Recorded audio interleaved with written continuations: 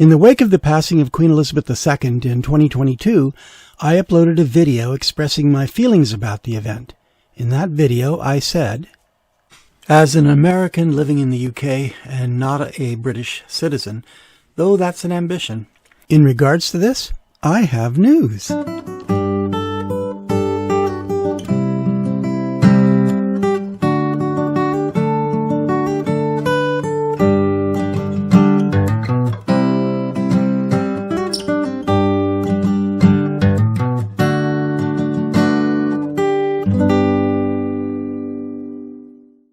I am a Yank in Sussex.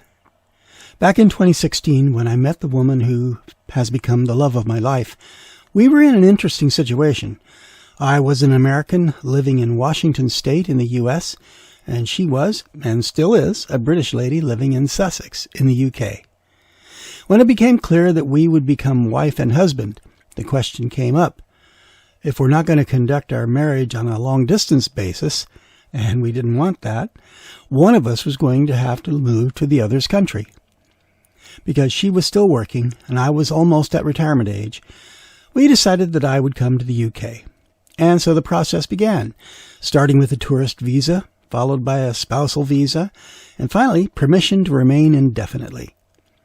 There was a lot of paperwork involved, applying for and renewing visas, but gradually the process became more and more digital.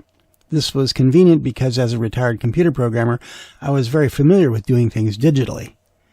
Well, after the requisite number of years of residence as the spouse of a British citizen with the status of indefinite leave to remain, I was finally eligible to apply to become a British citizen myself. And so I did. Besides being eligible to apply, there were a number of other requirements, but since this video isn't advice on how to become a citizen, I'll just mention the two usual requirements that I didn't need to meet. These are proving one's knowledge of English, Welsh, or Scottish Gaelic, and passing the Life in the UK test. If one is above 65 years of age, which I am, one is exempt from proving both one's knowledge of the UK's languages and passing that test. But if I were younger than 65, I still wouldn't have needed to prove my knowledge of English, since if one is a national of the USA, among others, one is also exempt.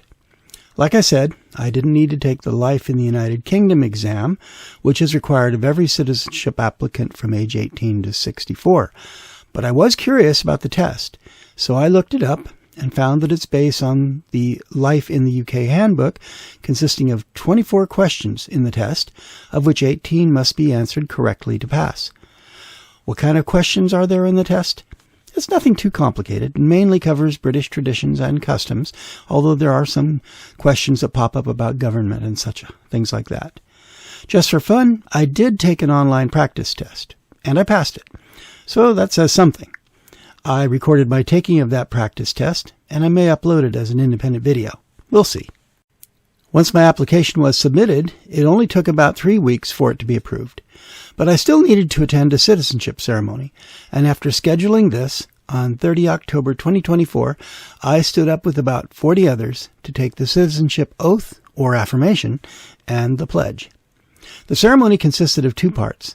The first part is the recitation of the oath or affirmation of allegiance to His Majesty King Charles III. In case you've not seen the text of these, here they are. There are 2 versions. The oath is recited by those who choose to invoke Almighty God. The affirmation is recited by those who prefer not to swear by God. This is done separately for each person and is spoken as a group, as led by the officiator. The second part of the ceremony is the pledge. It's likewise done as a group, everyone at once. Afterwards, we all sang the national anthem, God Save the King, and then each person or family came forward to receive their certificates of naturalization from the dignitaries present and to get a photograph.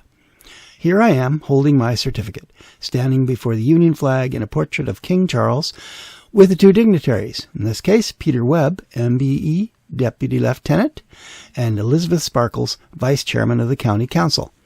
The registrar who led the ceremony was Barbara Bushell, and our usher was Suzanne Taylor. I thank them all for a very nice experience. In becoming a British citizen, I remain a citizen of the United States, and this makes me a dual citizen, or a dual national. And I have 2 passports. How do I feel about being a subject of King Charles III? I'm very happy about it. During my first period of residence here back in the 1970s, I came to love the United Kingdom. I never expected to even visit again after that, but now I've become a part of this ancient land with its rich culture and heritage. And I find myself very pleased to be a British Yank in Sussex. I'm not going to change the name of the channel, however. Having sworn allegiance to His Majesty, I happen to have a very slight personal connection with King Charles, or at least a secondary personal connection. Back in 1970 or so, my father happened to meet briefly with Prince Charles at an aviation event. They didn't have much of a personal interaction, but Dad came away with a good impression of the prince and told my mom and brother that he found him to be an intelligent and perceptive person. But that's not my only connection to the king. One of my hobbies is family history, also known as genealogy. Based on my research and that of others, it appears that King Charles and I are 14th cousins, 3 times removed. Probably. Our common ancestors are apparently Sir Robert Willoughby and Lady Margaret Griffith, who lived during the 1400s in Wollaton in Nottinghamshire. Nevertheless, I'm not expecting an invitation to court anytime soon. Ultimately, all of us here on planet Earth are related to each other, so in effect, we are all of royal heritage. And since we are all cousins of one degree or another, we should try to treat each other accordingly. This has been a production of a Yank in Sussex. If you've enjoyed the video, please hit the like button. If you haven't already done so, please subscribe or follow. Thanks for watching, and may you have a very nice day.